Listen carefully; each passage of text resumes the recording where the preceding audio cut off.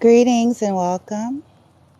Thank you for stopping by. Those that are coming in, bear with me. Hope y'all are having any discussion as I was guided. Some interesting things. I'm getting so many downloads here.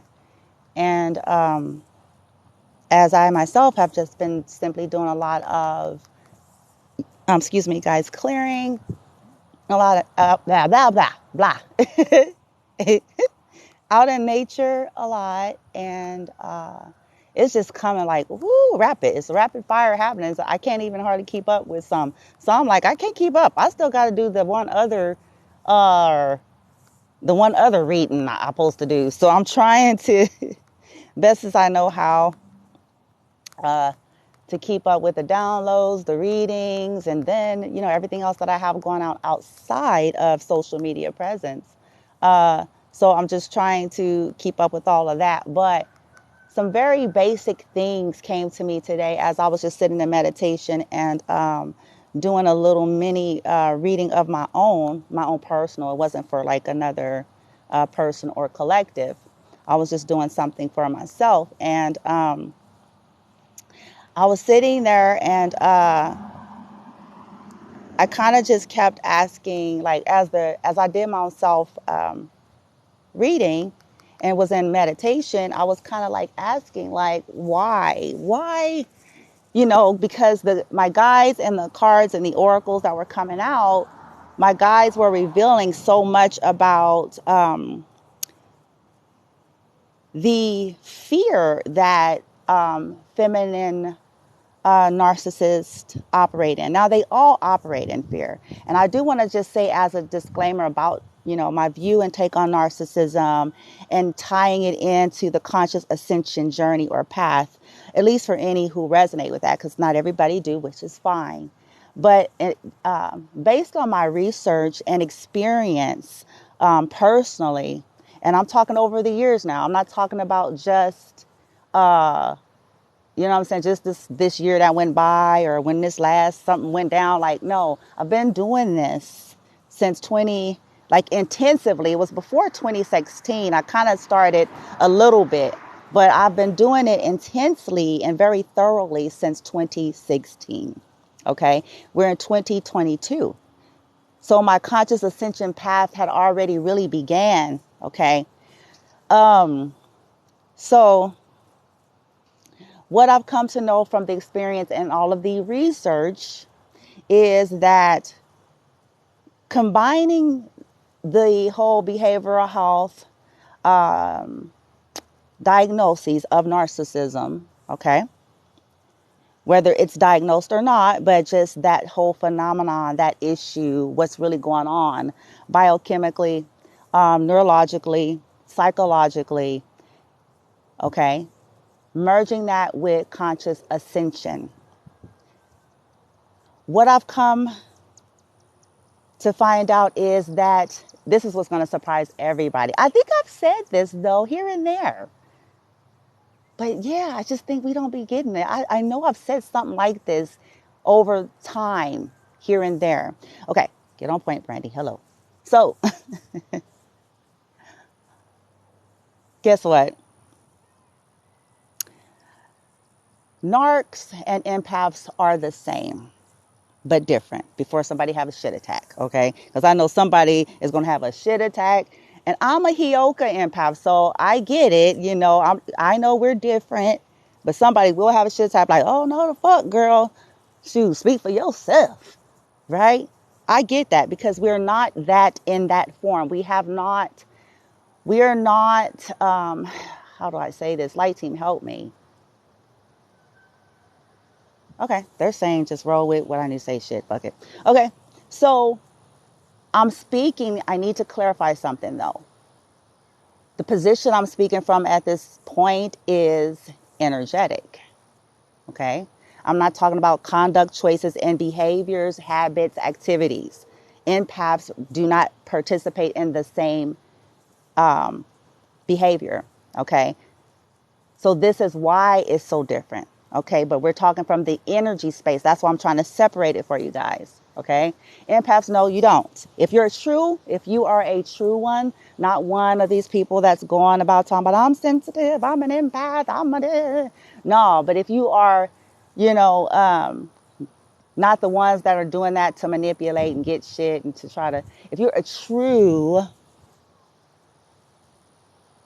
empath, okay, Hioka and empath, it's not that you're just super sensitive and skipping through flowers and cooking, making cakes and buying shit for people. That's not what empath means. See, that's why people aren't even educated on that, because that's not what it means. Okay? So, you do not behave the way the narc does. You don't have it in you. This is what marks the difference in the 3D. Hear me out. In the 3D form. So, as we're a narc on the flip version of the polar spectrum of the energy, on that end, what does that mean? The more dense side of things, they could slip into some very dark things. Okay? They're more aggressive in nature or more overt to a degree. Okay, they're more self-centered. Okay, the narc energy is all about the self. It's the self-centered. And what is the self all about? It's the 3D. What is the 3D? See, you guys see how I'm merging it all together? So essentially, every last one of us have operated in versions of narcissism. Not everybody has been overtaken by entities, because if your lifestyle, see, there's always a variance here. Okay, not everybody is that severe. Not everybody goes to that degree. Okay, but before ascension, everybody is operating. Before our awakening, the dark night of the soul, we primarily lived from the shadow. Whatever you want to call it, shadow, lower form of the ego, whatever makes you comfortable. But it simply just means you are living from your default template. Okay, the default template, which is already designed. It came with the design of an animal. Please understand that. Animalistic, hedonistic, survivalist, fight, flight, or freeze. It's a setting. Okay? So the narc energy thrive off of that in a very aggressive and abusive, insidious nature. The empath in their lower form, because check this out, the empath in their shadow or unawakened, right? They go on the flip where they become the targets. Like they become the ones that they're absorbing everything from everybody. They're the scapegoat, right? People find it really easy to just dump their trash on them, to talk to them anyway, to come to them and just dump all their woes, to come to them for nurture and support so they can feel better and go do more fuck shit in the narc energy and then go get some more, light energy and support. But that's the shadow of the empath, because the healthy empath do not operate like that. I can only say that because I had to be both first. I had to go through it all first. So this is why when we get to twin flame journeys, this is my perspective, okay? This is where it gets really dicey and tricky. Because usually a true high soul contract, right? I know everybody's fascinated with this. I really wish I'm going to ask my guides maybe another way of approaching, because that's the nature of this 3D. In the 3D, people start getting fascinated, depending on what kind of arena that you're in. People start to get fascinated about that. Ooh, all of the, talk about it and, so forth. And it's just not quite what people think. People aren't even really fully understanding what that is even all about, right? But on a twin flame journey, okay, you're going to always have, this is at least in my resonance, there's going to always be the narc side and the empath side And the soul came to heal something about that in that lineage, okay? And whatever lineage they have decided to carnate into at that time, they're aware when these contracts are done, okay, because they're higher soul beings, they're fully aware of the full dynamics of what's going on in a particular bloodline and what's needing to the ancestries, the higher realms, what's needing to be resolved, okay? And so the agreement is to be born into that, to be born into it. And depending on what your environments are, the abuse, the traumas, and things of that nature that takes place for both of the counterparts, it kind of determines what end of the spectrum they land in their shadow. Okay? But narcissism is simply the fear and ego-based template. If we wanted to, simplify it, narcissism is the fear and ego-based template, i.e. the 3D. Okay? So now I want to bring it into why narcs do what they do. I just wanted to kind of give an overall understanding about what I've come to know about conscious ascension, also what I've come to know about true twin flame journeys, what I've come to know about narcissism merging with that and what that's really about. And then the different dynamics between like how it manifests differently, okay, to the 3D, and then kind of why they do what they do, because it's something that I received this morning, like I said, when I was in my own meditation and doing a personal reading for myself. Fear. Fear is the driving force. Fear is the driving force for all of it with narcissism. If we want to think about it, fear is the 3D based program. Fear, ego. And what does that drive humans to behave like? Like the primal, the animal.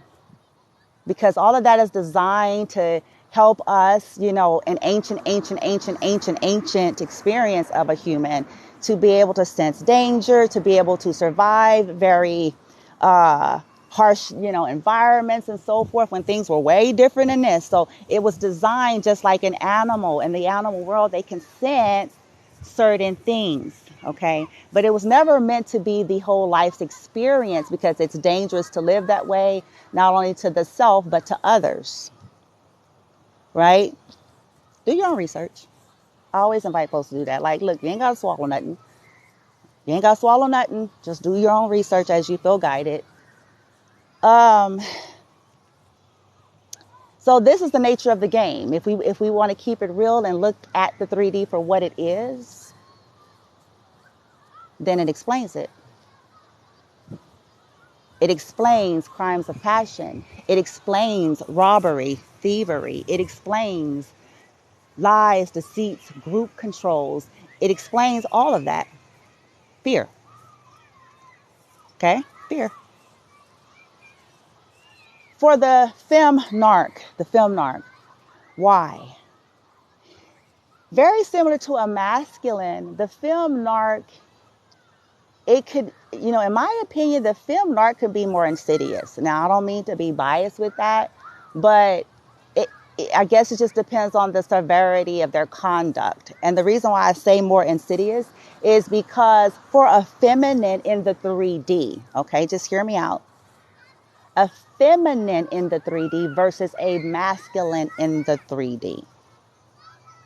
For a feminine in the 3D, if she is a narc, but if she is one of those that are like more covert, and if she is one of those that, in 3D terms have managed to create all the illusions that she needs to create for herself to get people to believe what she needs them to believe. Okay. They are usually able to create, whether it's the beauty, if that's the target, if it's the physicality and the sex and all of that, they target to have men to be codependent and stuck to them. Okay. Now, when they get in these situations, the question is, why do they do what they do, though? Why do they do what they do in these dynamics? Why do they strip the man? Why do they have a tendency to emasculate the men? Like the praying mantis or the black widow. Why does that happen? Why do they do it? What does that look like? So as some things was being revealed to me in a reading, here's what happens. This is why they resist a masculine's ascension. Okay? This is why they work endlessly and tirelessly to keep them out of ascension. They're actually afraid of the power of of an empath. Because here's a sidebar that most people don't talk about. It's like a twist. I didn't find this out actually until way late in the game. Like way late. Shit. I probably didn't find this part out until, yeah. I want to say until maybe towards the end of last year, the middle or the end of last year. So a twist to it, I was like, like it was kind of a situation where I had me scratching my head because I'm like, I don't really get how that works. But so this is why the Narc femme fights if she has someone that was supposed to be on an ascension path. But they stayed in shadow, i.e. they're Narc. They stayed in shadow, i.e. Narc. Okay? And attracts by like addictions and like, issues and habits and so forth, right? So if she managed to do that, that's really what she prefers, even if she tries to act like, no. So if that particular masculine starts to truly ascend,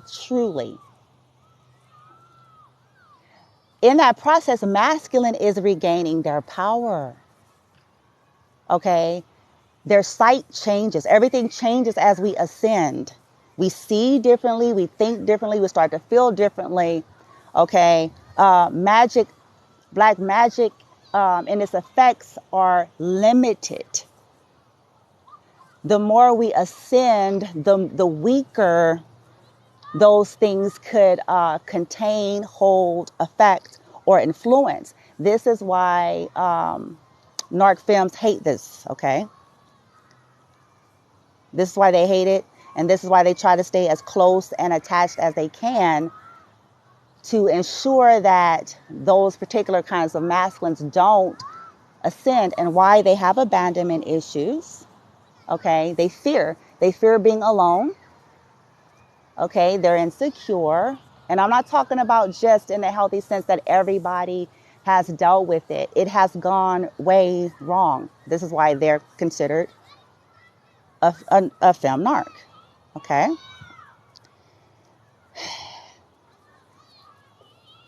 So I wanted to share that because some people may say, well, what's the difference? If you're on this twin flame journey and, are you saying is this and that, and the person, the counterpart was narcissist, then how is it that they're, I just explained it.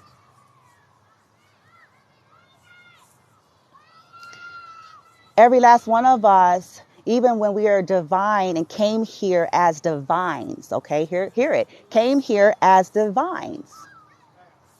Yes. I'm sorry, huh? Miss Stewart? No, I want to say, okay.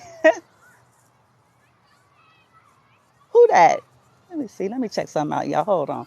I'm finishing the snapshots and shit. I don't trust shit, y'all. This is a part of what happens to you when you're on the journey. Okay, that may be my neighbor, so let me chill out. So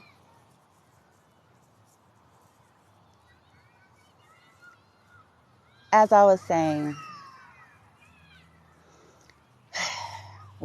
even if you are an earth angel, starseed, on this kind of a conscious ascension path, you still have to come into this human form on an assignment.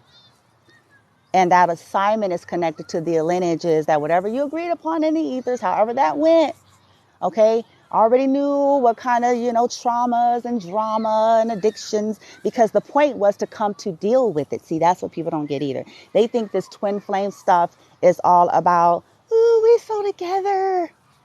It's us together.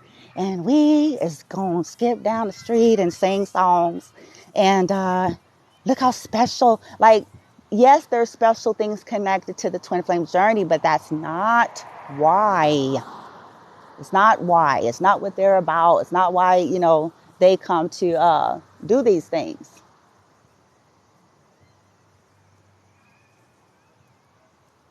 Okay. Sorry, I'm nosy. I'm just being nosy.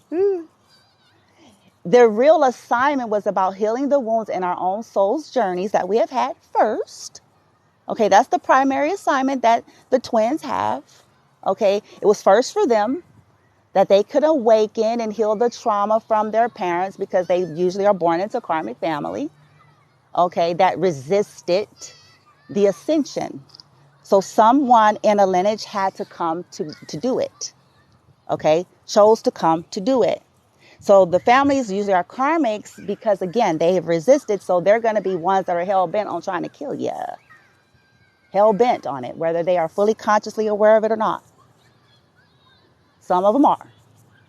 Okay? Because they don't like you. They talk about you behind your back. They plot against you. They steal from you. They, violate your boundaries and wish you on all those things. They don't realize, like, yes, you're karmic, because no human in high vibration and true love and light and positivity and balance will conduct in such ways towards their own blood, the way these people do. So the initial thing about the whole twin, it's not what people think. Okay, they came to heal themselves, but the only way they can do it, see, the reason why twins' journeys are so tumultuous, painful, almost life-altering, shattering, tragic, is because in some of our cases, because we're all different, masculines struggle a little bit more. A pattern that I've seen in the community of conscious ascension, from my experience, and it's not to say that they're less than and feminine's better. It's not about that, okay? Everybody gets so stuck in their ways and thinking. It's like, geez, get into neutral already. It's because of the 3D template. The 3D template is, again, with the narcissism. So it already comes set, bent towards group controls, patriarchism. In some cases, on the flip side, they would call it the matriarch, which, in different arenas. I don't want to get too far into some other stuff, so let me stay on track. So it's more challenging in the masculine form. Okay, they usually have stronger attachments to the 3D. Okay, and depending on their culture, their environment, their surroundings in which they were reared, because that plays a role into what they're shaped into. Okay, people don't get that. It plays a role. So if they were reared in Sodom and Gomorrah,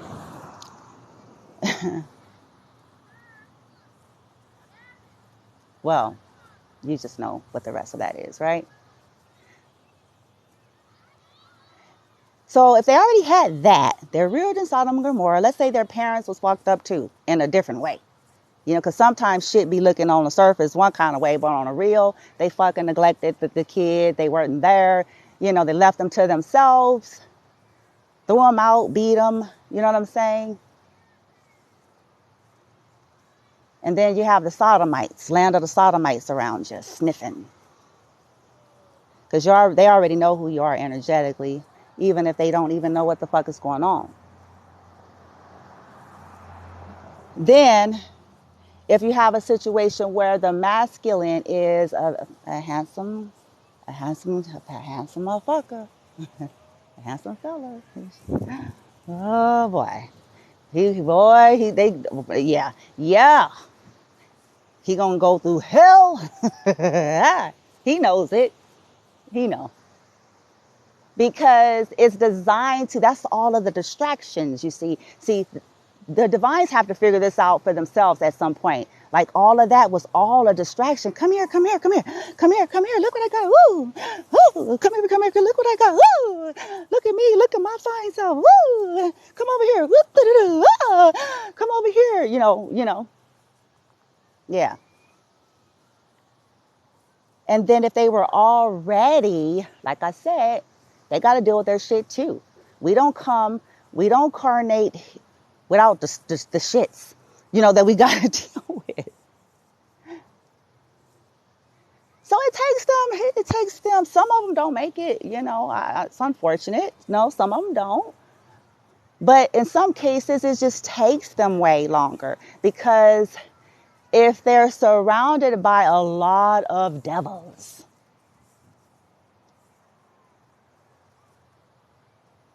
working against them, whether they're smiling and making them tacos or not, it's going to be hell. It's going to be hell for them to see straight. They got black magic here, lust here, sex here, promises here, church here, this here, all these conditionings and programs and 3D templates. It takes them a minute. So this is why the feminine narc do what she do. This is why most feminine narcs have a tendency to be very, very vain. Very, very conceited. This is why they will go bankrupt on their 3D. Okay? Because that's a part of the bait and traps that they use to appeal to the lust of men. But these particular type targets divine men. And when I say divine, let me explain. Men that they know are broken and weak, very similar to Solomon, if you want to equate it to any type of archetypal energies of time, where men keep falling prey to their own shadow, their own 3D based template, and the wounds not dealt with as to why they're so driven and drawn to get into those types of toxic dynamics with karmic women or narcissistic women. Okay? The narc feminine can smell the energy just like any other narc. And the reason why I'm saying it's one and the same as I'm equating it to the twin flame journey, because the surprise twist is that the divine masculine shadow in the narc template, in his ascension, hear this clear, in his ascension and him yielding to that process, what's discovered, he is actually an empath. And how does that make sense? I'm trying to bridge it, because when I first got it, it just had me scratching my head too long until it took me some time to keep looking to it. How is that possible? Because we're talking about the dissolving, and I don't say dissolving of the ego, but the yielding and surrendering of the ego, the healing and merging of all aspects of you. Narcissism and empath is same from energy world. It's one energy. They are polars, okay? They're polars. So whoever manages, and I'm going to be very clear and with a disclaimer, because of course, if they're not, if a divine doesn't, you stay locked like any other walking human being, okay? You'll stay locked in the matrix, locked in the 3D, locked in that template. And if you're on that narcissistic side, locked in the narcissism, okay? Which is a cycle of trauma bonding, adrenaline rush trauma bonding, love bombing, scapegoating, discarding, coming around full circle. Again, okay? But when we yield to the process as a divine, in masculine form, he is empath. The narc femme is afraid because then she loses what? Power. when I was talking about how they emasculate these masculines, is because they're in their shadow. So they tear them down, they'll beat them up, but yet want them to be there. You see the cycle there? And go, oh, the Ike and Tina kind of little saga, right? The trauma bonding. And then that's a chemical in itself. So people who have a tendency to have an addictive personality type or drug addictions and things like that, it's even harder for them because that's very addictive. You can become addicted to the toxicity, the chaos, the roller coaster, the drama, the saga, until you're destroyed, of course. And especially in the case of a divine, they eventually figure out, like, slowly it creeps up on them. Like, this shit done damn near killed me behind this bullshit. And so when they start to awaken, everything becomes clearer and clearer, but it takes a while. It's slow. It's almost like it's subtle and quiet. Okay. The Narc femme is afraid of it, terrified. And then I asked, as I was doing my personal reading and what came out, so I was like, okay, everything made sense to me. Some of it I kind of knew in terms of the twin flame journey, dynamic Narc, empath, the process of ascension, the masculine goes through, process of ascension, feminine goes through, and all of the interferences there and what that means and so forth. But once a masculine has, really gotten himself free, he goes into empath. It's one of the reasons why the Narc feminine wants to slow him down, because they're trying to wind the clock down. The Narc feminine hates the divine feminine. This is across the board. So they're trying to wind time, because essentially they know a few things that's got to happen. This is what they're hoping for. One, that, to utterly destroy the feminine, because some of them are that far gone where they're not going to be happy until, like, they think they're dead or sick or, something like that. But for others, it's more about, that they go and choose someone else and go get married and forget all about divine masculines at all, and just leave divine masculines to karmics for their lunch and dinner and energy harvesting and supply and so forth, and then they'll just throw away the bones when they're done with them, because that's essentially the way these things end. But so they're trying to wind the clock down. So they'll do, like I said, that's that process.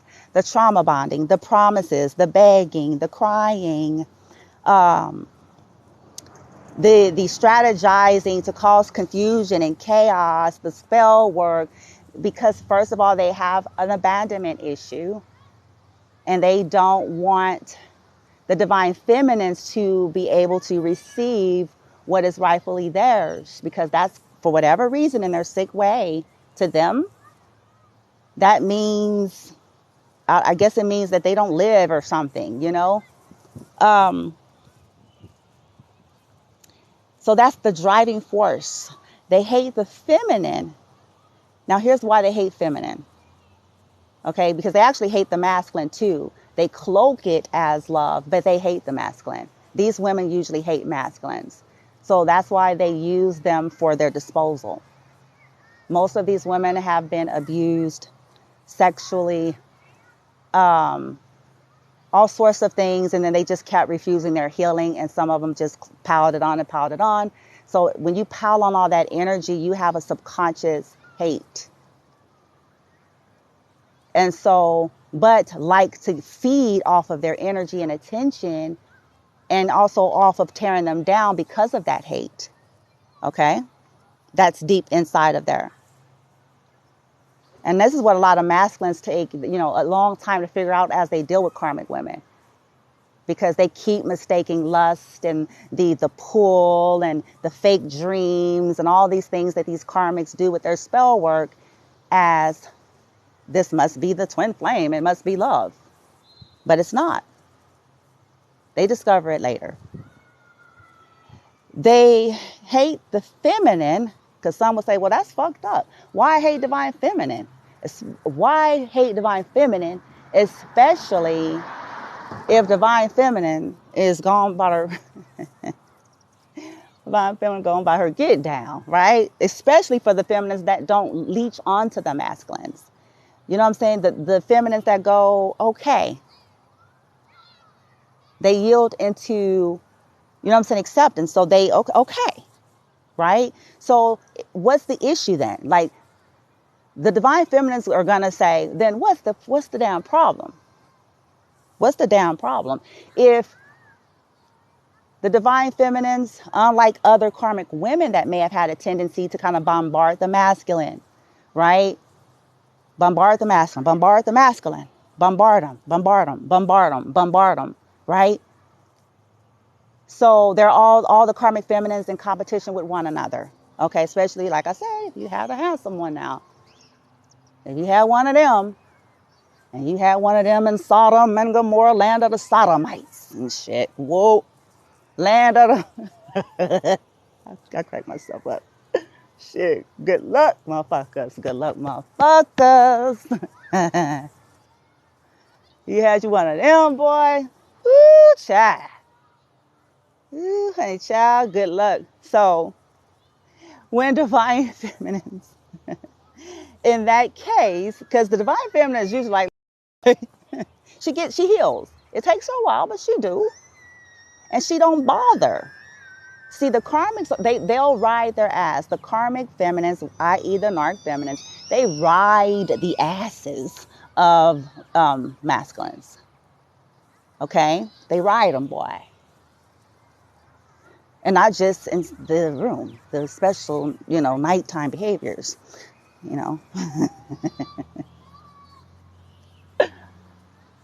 Feminine gone. Bye. He looks familiar. Who he?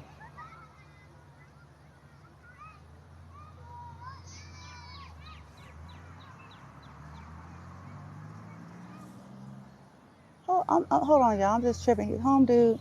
Whatever, shoes. Whoop. So, if divine feminine is not, I'll get serious. If divine feminine, being honest and just keep it 100, if the divine feminines have walked away, right? In other words, she ain't showing up at masculine's house. She's not showing up at the Karmic's house. She's not showing up at his job. She's not blowing up his phone. She's not, trying to sabotage and come over and do shit and put special bones in front of the door of the Karmic. And, if she's not doing any of that, if she ain't sending spell work to the Karmics to all the other hoes he with, and let it, if she ain't doing none of that, the divine feminines are then going to say, then what's the problem? Why do these karmic feminines hate divine feminine then? It makes sense if there was a divine feminine on some level, if she was a more karmic-like in nature. If she was more karmic-like, in other words, shit, she like, fuck that. I'm finna call motherfucking ass. I'm finna put on my seductress shit. Like, if she reduced herself to the same tactics, because let me tell you something, she could have. She could have. She could have used her knowledge and energy in the same ways and did rituals and spells and, all of these illusionary things, if that's what she was still in a wound of hers. Okay? But if divine feminine not doing that, then why is it a problem? If she gone, way gone, and motherfuckers, you know what I'm saying, then went on dilly-dallying about with these karmic people, then why is there the hate then? Deep, isn't it? It's deep. Because why? Like, when we really sit with it and stop bullshitting, then it's like, well, then, yeah, why? Why? Is it because the divine feminine actually dared to live? Was she not supposed to? Is it because, you know what I'm saying? Like, it's, if the divine feminine was healthy and was like, hey, you know, I don't like this. This is hurtful. This was wrong on every possible level imaginable. But, okay, life must go on though. I can heal. I can heal. I could ascend. I could recover. I can create happiness. Life must go on no matter what decision divine masculine has made, no matter what he's chosen, no matter what karmics he has decided and paths he's decided to take and go down.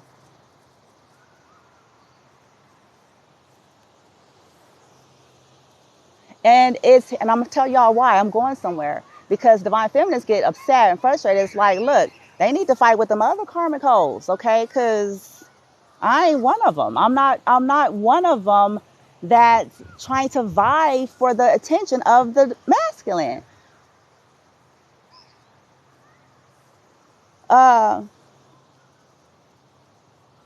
here's why. We talked about the fear. We talked about the whole connection with masculine and how it manifests in that way with them, to try to keep them boy-like and child-like and under like their gaze and a daze and illusions and stuff, so they wouldn't grow, because growth is ascension, and ascension means power, and that power means they're going to see them for who they are, and that is something that they do not want.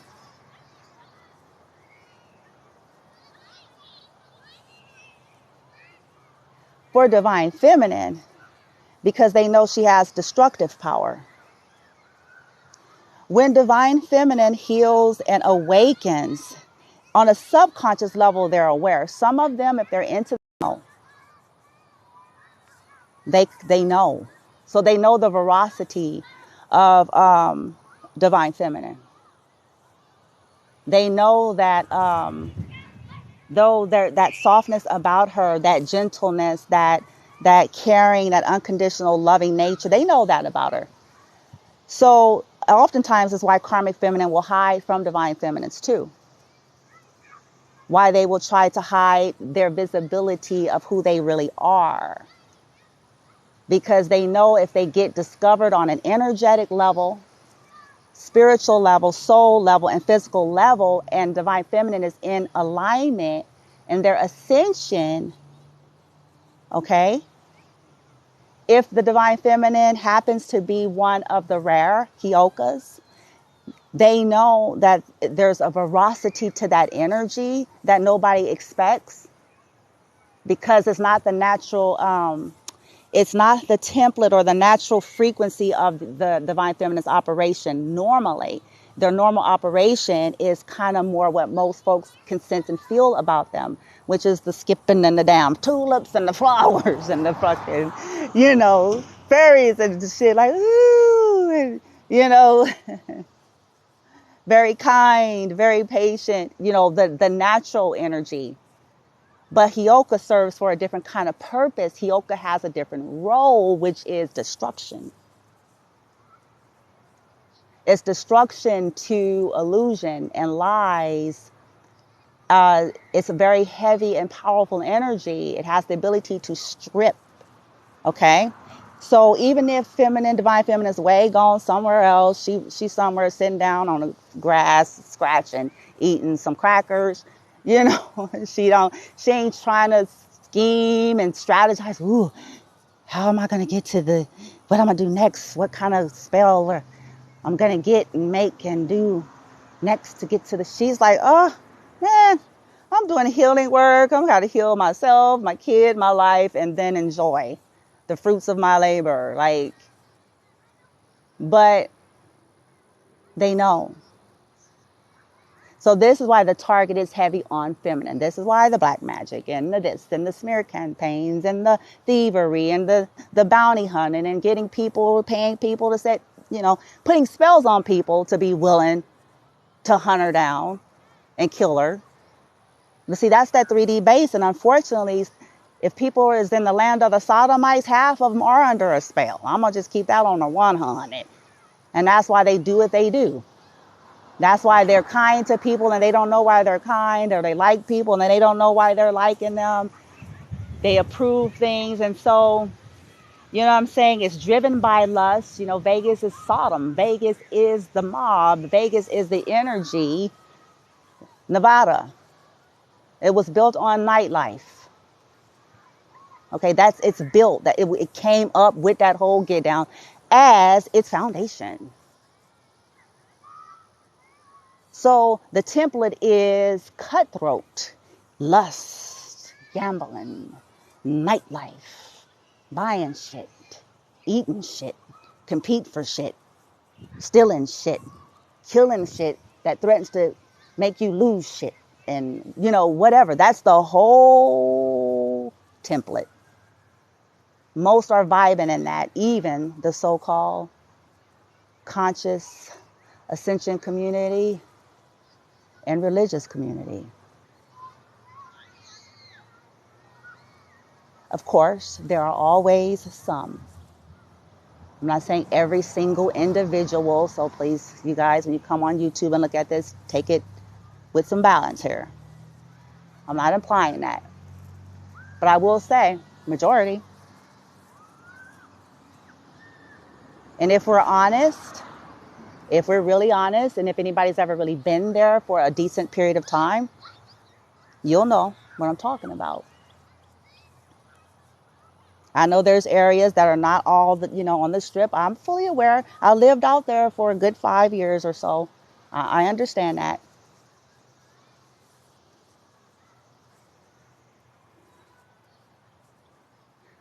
But this is why it's prevalent there. This is why there's just a lot of narcissism there. When I first met my counterpart, I told him this. Back then, he thought I was interesting. Let's just say it that way. I told him that. I sure did. I told him that I was planning to get away. I remember telling him that too. I said, I'm planning to get out of here, man. I said, it's not for me. I said, this place, it had to be, oh shit. Yeah. Now that I think about it, it could have even been on the first night we met. Huh. I don't know. That just came to me. I'm like, oh, it could have been, wow. Well, the day, because we had met at work. Was it the first? Yeah, it had to be. It had to be. Okay, because after work, what happened? Okay, back then his dad was coming to pick him up, and he was gonna. I didn't have a car at that time. He was going to drop me off on the way, but the dad, either he lost the keys or locked it out, something. And I remember this because that was like the first time I saw, I just met him, and then I saw this other side to him because he was upset about like, what the fuck. So he then was like, okay, well, I'll just walk you home. And I said, okay. And then that's where, I don't know how it all happened, guys, but we had these conversations and he was showing the pictures of the kids and stuff. And so, but I remember telling him some things that night about how I wanted to get away from Nevada. And yeah, how I was like the Walking Dead and, blah, blah, blah, and so forth. And that I would one day get away. And then later, as time proceeded and our dynamic at that time, when we first started, not the first time, we first started dating, I remember telling him, I said, he had already told me about like the woman that used to raise and took care of his kids, you know, how she had went back to her home place to Chicago. And so forth. He had told me about that dynamic to a degree. I don't even think he was fully honest about that, but I'm not going to get into it. He already knows.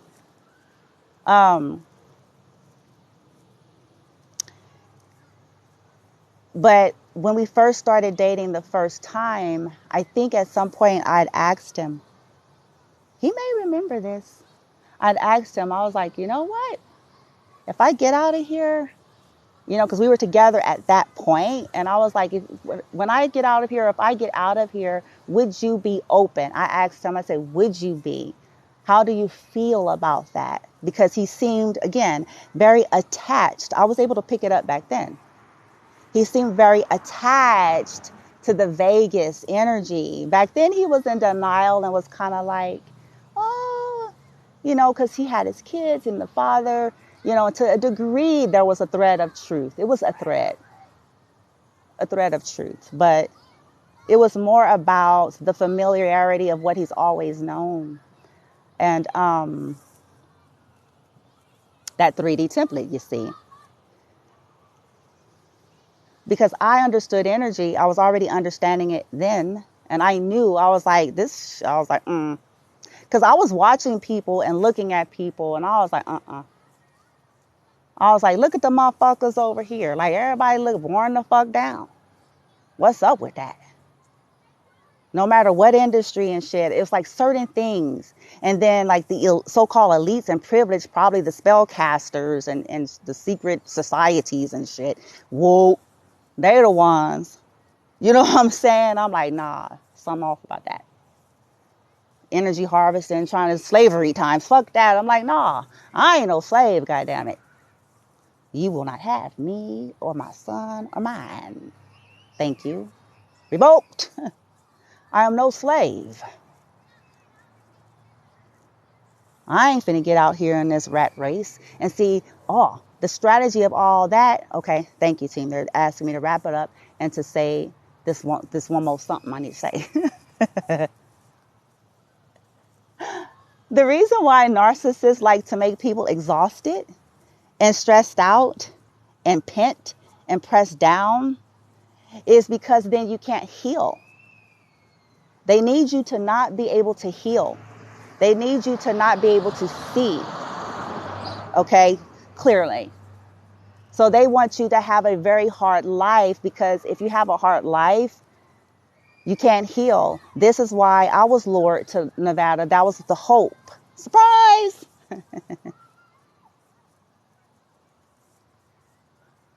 But that's why. They feel like if they can keep you in a chaotic, they can keep you panting and on a hamster wheel, trying to make money, trying to keep up with the Joneses, fighting and fucking and stressing. And, you know, if they can keep you in all of this distractive energy with your addictions and parties and shindigs and fights and then trauma bonding afterward. And if they can just keep you there, if they keep you in that energy, it's tearing on the adrenal system. It's hitting the adrenals. It's hitting hard. See, people don't know how this stuff affects quantumly and physically. People just look at it like, oh, la-di-da, nah, it's a reason for this shit, motherfuckers. Hitting. You can't think straight. Brain fog. There's a brain fog that is connected to narcissistic abuse.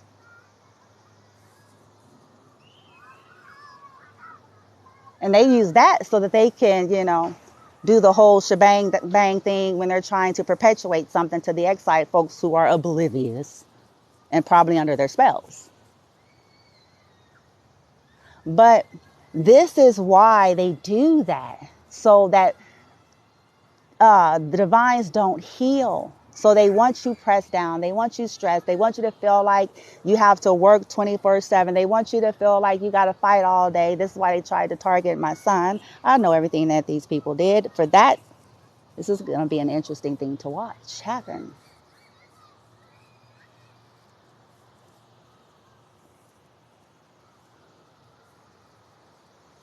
They want the divines to be exhausted, utterly exhausted.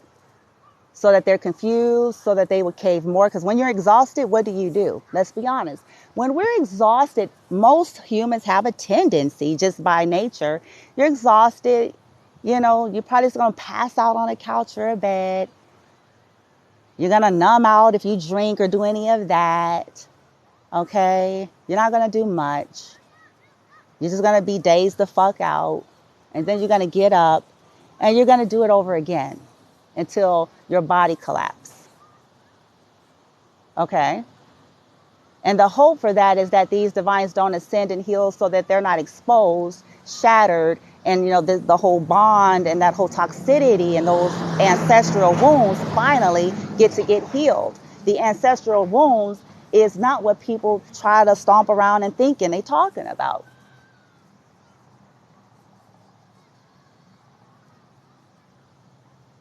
The Karmic's try to block it because it requires healing and stripping and revealing of the toxicity of a family. The rituals and sacrifices that these families been doing on divines for a long time, but denying it.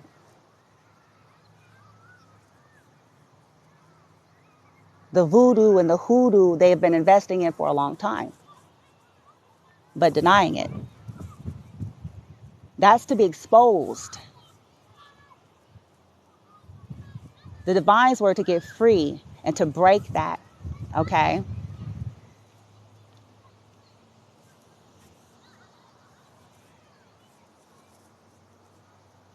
They don't want them to heal, and they don't want them to be able to leave, and they want the clock to wind down.